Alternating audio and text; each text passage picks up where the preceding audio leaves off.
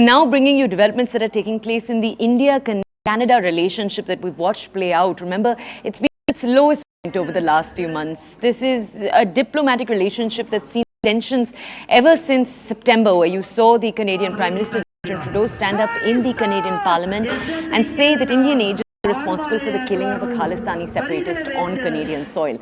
Now, Indian agencies have denied any Indian involvement, but at the same time, Canada says that it was given information by the United States. In fact, they didn't say the United States, they just said the Five Eyes Security Alliance.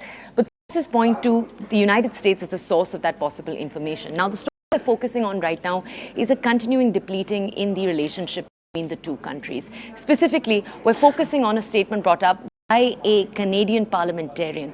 This Canadian parliamentarian has said that Khalistani separatists on the ground in Canada are once again threatening temples in Canada. Now, he has said that a viral video was put out. In this video, you can see a Khalistani separatist claiming to attack a temple.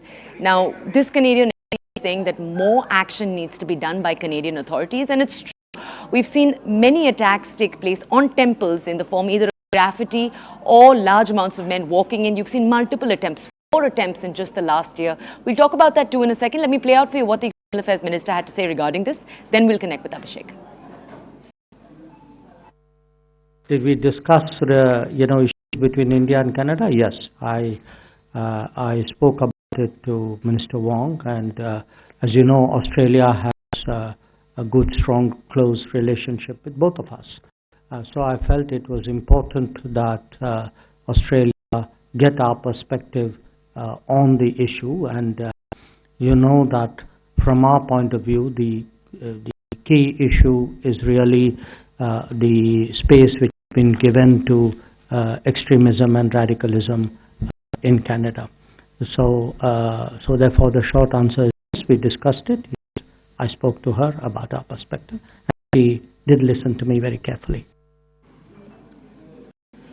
Okay, let's go over to Abhishek, my colleague, to understand more. Abhishek, January, February, April, August, we've seen multiple incidents take place in which you've had groups attack different temples across Canada.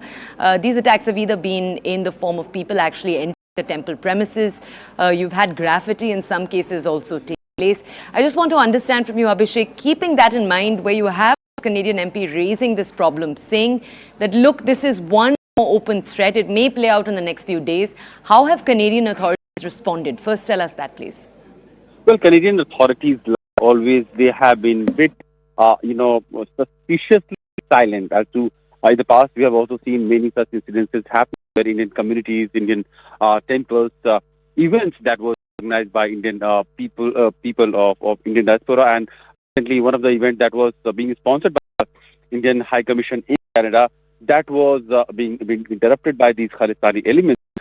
And despite so many warnings, so many alert calls that the authorities of Canadian government had received from Indian local Indian community leaders in Canada, there has not been much of action that would deter such elements from barging into these events or disrupting or kind of threatening and intimidating Indian diaspora or Indian diplomats present in the ground. And that is the irony of India-Canada bilateral relationship, that until a few months ago it was going all smooth, but since the start of these Khalistani elements, Canadian authorities not taking any action, or there is no sign of any action being taken by Canadian authorities against these violent extremist groups, there is clearly downslide that is happening in the bilateral relationship, and this perspective was shared to the Australian counterpart by External Affairs Minister Jaishankar today as well.